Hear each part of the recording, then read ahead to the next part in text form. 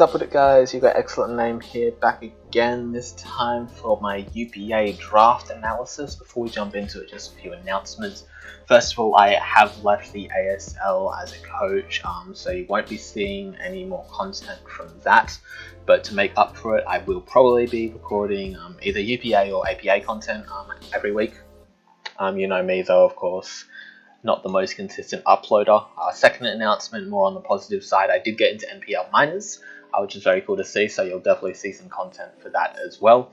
But without further ado, we'll just jump right into this. UPA is a team tournament, 4 teams of 4. Not a tournament, a draft league. Basically, all of the coaches on your team matter for playoffs as far as their records are concerned, so they directly affect your odds to get in. I was actually a team captain this time around. I am captain of the Drunks, and I've got a really nice team, actually, a lot of really solid players. I've got Cody, you might know him from the ASL, got my good friend Kurt the Buzzwall, another fellow Australian, and I've got Silver Seraph, aka Scotty, who's a really solid analysis, so he's going to be really helpful as well. So yeah, really solid lineup. I think we're probably going to win. I think we've got the most stacked team. Draft-wise, however, not quite as happy with how this went. A lot of snipes this time. Fair warning, going to be a lot of salt coming into this. I believe I got like 7th or 8th pick, something like that. So my original plans with Coco and Megaladios on it did not work out, obviously. So instead I decided to go with a plan that revolved around Megalopony. Kind of a balanced, bulky offense type of deal. Megalopony is just really solid at what it does. It doesn't necessarily have that versatility, at least in roles, but it has a lot of really solid tech. You know, it's got like baton pass with agility and power up punch types of things. It's got encore and toxic and stuff like that to try to beat down the walls, but the main thing that it's obviously going to be really good at is killing offense. It's just so fast at 135 base speed, 136 attack. It's really nice, given that there's literally no resist for its dual stabs. You cannot swap into this very well, especially if you do not have something like a Clefable or a Hippowdon or something like that. Very limited switch-ins, especially given that it does have some pretty decent coverage as well with the elemental punches. I've got Healing Wish support, Heal Bell support. You know, I can run up Power Up Punch Last Resort to break through some teams. I can Thunder Wave, so for a little bit of extra support. Just really solid Pokemon overall. Just can fit onto a lot of different types of team builds. One of those Pokemon that you can bring pretty much any week you want to. Very unlikely to ever have a real bad matchup. The next pick that I actually wanted here was a Heatran. I thought I'd be pretty safe in having this come back to me because it's usually considered one of the lower level tier 1 picks. You know, it does have its flaws with the weakness to ground and whatnot, but I felt like it really paired super well with Lopunny because it is able to come in on a lot of Lopunny's best checks, like Celesteela, Skarmory, Clefable, stuff like that, as well as do a really good job of trapping stuff like Toxapex. But it actually went the pick after me, which was really surprising. I rarely see it go that early into a draft. I was really disappointed to see that. And my plan was going to be Lopunny, then Heatran, then Latias, but my team decided to just pick up the Latias for me now, which ended up kind of screwing me as far as my draft order was concerned, because I didn't really plan on picking this up until like 3rd or 4th pick. So I ended up getting sniped just before I was going to pick something quite frequently, but we do end up with Latias. I would have preferred Latios just because I used Latias last season, but you know, they're both fundamentally very similar. This is just going to be a lot more useful on the defensive side and not quite as useful on the offensive side. It does have Calm Mind Reflect type to be a really solid setup sweeper in a lot of matchups. Super good coverage. It can run Scarf quite well. It can even run Specs pretty well. I do have a Z on this move, on this mon as well to, you know, get that strong coverage hit off. You know, a lot of utility it offers for the team. Just with the bulk, it's got Tailwind, it's got Defog, Toxic, and stuff like that. Even Wish to pass into it, which is quite useful because my team ended up being a lot fatter than I was originally planning. But you know, it's just very versatile Pokemon, which does make up for Lopunny's kind of lack of versatility in role. This is going to make it more difficult for my opponents to prep to expect certain sets. Next up, I end up with Scizor. The next Mon that I was planning on getting was going to be Ferrothorn instead, but once again, that did just get Snipe right before me. So unfortunately, my Steel type is not going to be a Rocker, which is a bit unfortunate, just because I am kind of low on the entry hazard level with this entire draft now. But you know, Scizor is very strong priority with Banded Bullet Punch, a solid Swords Dance Sweeper, very big threat. The biggest thing holding it back for me is that fairly poor Spadef, all things considered. If I'm not like invested into Spadef, it's not going to be the best kind of fairy resist. You can get chipped away from like Impale Fires really quickly. So I'm kind of forced to run like a more defensive set if I want to deal with those things, and even then I'm not dealing with them super well. But it's like still does the job very well.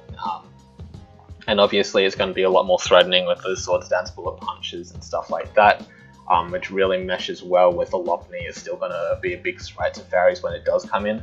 It's just going to be a little difficult to do so, but U-Turn is also going to be really nice for it as well. The next pick I end up going with is Hippowdon. I did originally want Gliscor, but I can't remember if that got sniped or not, but I just decided to go Hippowdon anyway because I think I had some quad weaknesses planned as well. Another big ice weakness was popping up. So yeah, I decided to go Hippowdon. I just, you know, really fat Pokemon, not the best for death, but really solid defense. It's like pretty much checks every single physically offensive Pokemon in the game. You can't set up on this thing because it does have Whirlwind. It's going to give me a really reliable Stealth Rocker, which is something that definitely has over Gliscor, which is not going to be quite as reliable at doing so. You know, it's no slouch on the offense side, 112 attack as well, so those Earthquakes are going to be hitting hard. It can afford to run coverage in a lot of matchups, which it does have access to. Super reliable recovery with Slack Off, you know, it's just Fat Mon. Gonna do those kinds of Fat Mon things. And then next up, I decided to get Aromatisse. Originally, I was going to get Mimikyu, but I decided that I actually got sniped off of Greninja just before I picked up Hippowdon. So I decided that I would be getting a nice Water type in Tier 2, which would mean that I could not afford to get Mimikyu. So then the next Pokemon I was looking at was Slurpuff, which once again got sniped right before me. So I had to get Aromatisse in the end. I'm making the team a lot fatter. This gives me a really nice Cleric, really nice Wish support. You know, it also gets access to Trick Room, which is really helpful with the Scizor, as well as some Pokemon down the line that you can probably see in the preview there anyway. It's not really that weak, honestly, with 99 special attack. It's one of its highest stats, so it can get away with some Calm Mindsets. It can do fairly well under Trick Room under the right circumstances. Really solid Cleric. You know, it also has access to that Nasty Plot. It just doesn't really have the coverage to do a good job offensively in most matchups.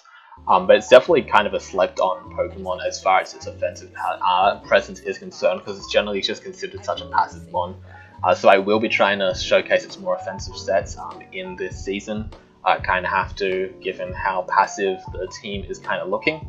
But regardless, we decided to pick up Chestnut as well, just to add to the defense core. Decided that Chestnut would be better than Serena in this case because our removal is already super good and we don't have the spikes that we were searching for earlier with Greninja. So yeah, Chestnut was going to be the move instead. Once again, very fat defensive Pokemon. Once again, a lot more fat on the physical side. I'm going to have to rely on this thing and this thing for the Spadef. But you know, this really solid water resist still. 75, 88 isn't terrible as far as being a good water resist is concerned. Even with the ice weakness, you can definitely run Spadef sets. You know, it's going to be setting up spikes. It's got Leech Seed as well, just to keep it in the game, as well as Synthesis. It even has access to Taunt, so it can beat a lot of defensive Pokemon with a little bit of speed investment, because it is a touch faster than most defensive walls, so it can run a pretty nice Stall Breaker type of set. It also runs the infamous Belly Drum Sub-Stalactitis set, which can definitely sweep in the right matchups if you set it up correctly. Just got to be careful to not have that set be too telegraphed. But you know, it does have some pretty solid coverage as well as Super Fang. You know, just a fair few good options. Once again, it does have that versatility, even though it's going to be mainly looking to be defensive. It does have the offensive options, which, despite my team looking super fat, does have that kind of offensive presence. Piling on to more fat, we decided to get Yuxi. I already had a Psychic type, so I was a bit hesitant to pick up Yuxi, but at the same time, I definitely needed more rock setters. I couldn't rely on Hippowdon to give me rocks every game. So Yuxi was a really solid choice for that. It just has like so much versatility as a support Pokemon, so much defense. This one gives me rocks, it gives me a nice pivot with U-turn, it gives me access to another Trick Room setup, it gives me dual screens. It's honestly not that bad of an offensive Pokemon with Carmine setup. It can run like some banded trick shenanigans with decent attacks, so you know, with a choice band, U-turns are gonna be hitting decently hard. I've seen TJ run those kinds of sets before, so I feel like that set can work well. Memento to get in some Pokemon as well. I've got a lot of Suicide options to bring in big threats, which is going to be interesting to see. But you know, it's just that Psychic. I definitely needed those rocks. I am looking quite weak to Ghost at the moment because Lopunny is my resist, which isn't the best. But outside of that, I'm feeling pretty good. Salazzle was the next Pokemon I wanted. I definitely wanted this speed tier really badly, and Salazzle was the main thing left to give it to me. The other thing I really wanted was another way of beating down those fairy types, especially considering Sizzle does not really swap into fairies very safely, given how easy it is for them to just pack on Hidden Power Fire. Salazzle doesn't have the best bulk, but it does 4 times resist fairy. So it's generally going to be able to swap in quite nicely. It has the speed tier to run a really effective Steel Breaker set, arguably one of the best ones in the game because it does have access to Disable Encore. It has the ability to Toxic Steals and Poisons, which no other Pokemon can do. And it's just such a high speed tier. It's also really like strong on the special attacking side with the Z move. I've got access to Nasty Plot as well. To just make sure that it's powered up as much as possible. Specs is also a really solid set. And you know, I can also wisp things. Unfortunately, this thing doesn't get T-Spike, so I do decide to get another poison next up with Weezing. Weezing was nice in tier 5. It gives me T-Spikes, it gives me Wisp, it gives me some more kind of like utility options like Haze, Memento, etc. Taunt once again. So you know, it's got similar options that I've already got, but the big thing that I did want is T-Spikes. T-Spikes is one of the most important things in a draft for me, as far as those kinds of utility options are concerned, especially with the more defensive nature of the draft. I definitely wanted to have T-Spikes on deck. So if I'm bringing this thing, it's probably going to be T-Spikes, but it also, you know, is a very solid fairy resist as well. Very good defensive Pokemon in general with Levitate, really nice defensive stats. So I can run a lot of defense. And then the next up, I decided to pick up Crawdaunt. I had planned to pick this up ever since I got the Sizzle, I believe.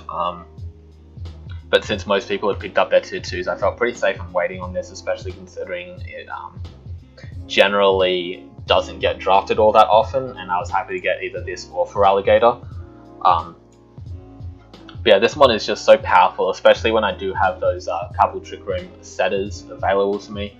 You know, it's not going to be the main thing that I do run, but it's definitely an option that people have to be aware of, people have to respect it.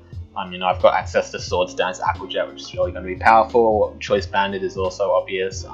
Dragon Dance is also an option against like kind of slower teams that can still outpace. 55 means that I'm probably going to need 2 Dragon Dances in most situations, but it's just so strong. It's so hard to swap into this kind of priority, and just knockoffs it's gonna be fantastic against Stall, which is something that Lopunny kind of struggles with, and just those kinds of fat balanced teams is going to get a lot of damage off on.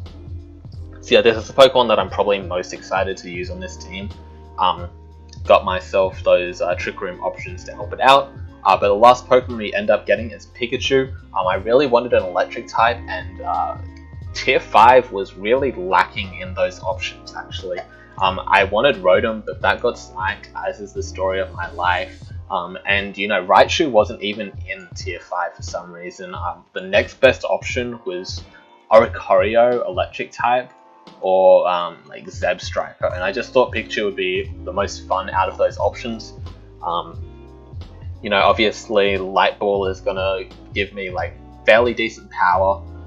Nuzzle is going to be the biggest thing for me on this Pokemon. It's going to allow me to get some paras off onto some big threats to help out the Crawdon, the Scizor, etc.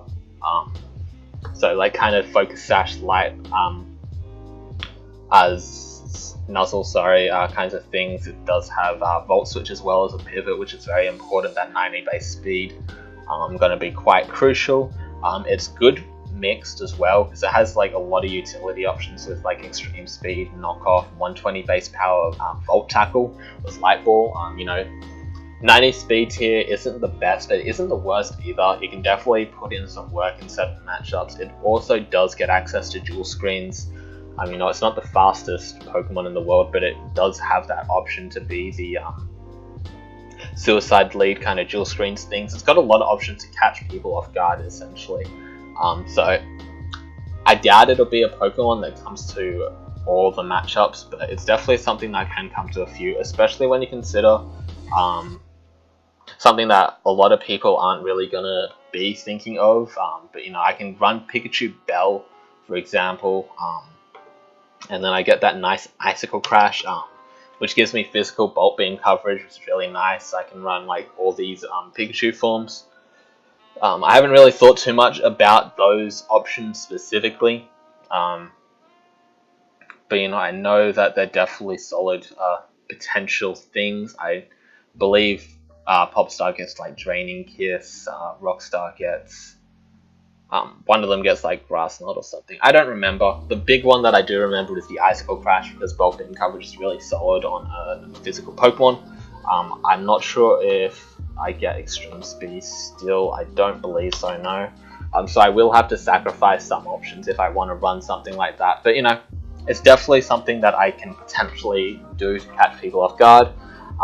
You know, just a fun pick basically. I don't see it coming to that many games, but you know, it's there. Overall, I'm not a big fan of this draft. I think there's a fair few problems with it. It's just kind of stall plus offense, which is something I'm never a big fan of. But I can see the potential. I feel like I should make some changes to it, but I'm not sure what. So if you've got any ideas for me, then like feel free to leave them in the comments below. But otherwise, just gonna rough it out, see what we can do, see if we can get some nice kills, Crawdon, etc. But yeah, thank you guys for watching. See you guys next time.